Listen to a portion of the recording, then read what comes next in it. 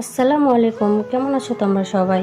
দুপুরবেলা রায়নের পাপা পুকুর থেকে একটা বড় মাছ নিয়ে এসছে, আর আমি এখন মাছটাকে ধোয়ার জন্য ছাদে নিয়ে যাচ্ছি। সংসার করতে এসে আমি শিখেছি, অন্যায় না করেও অন্যায়ের দায় মাথায় নিতে হয়। দোষ না করেও আমি দোষী, নির্দোষ হয়েও বারবার কাঠগড়ায় দাঁড়াতে হয়।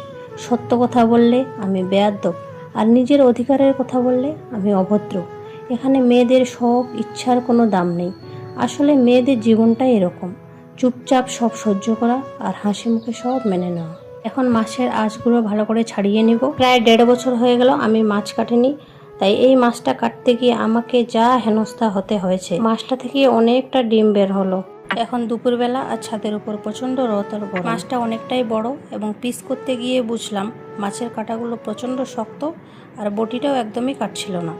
নিজের শরীরের সমস্ত শক্তি দিয়ে মাছটাকে কাটার চেষ্টা করছিলাম এবং হাতটা স্লিপ করে গিয়ে হাতটা কেটে গেল। মাছের রক্ত এবং আমার রক্ত মিলেমিশে একাকার। আমার মা এক সময় বলতো, তোর ভাগ্য ভালো তাই আমার মতো মা পেয়েছিস। আর এখন আমারও তাই মনে হয় মা, কারণ মায়ের মতো আপন আর কেউ হয় না।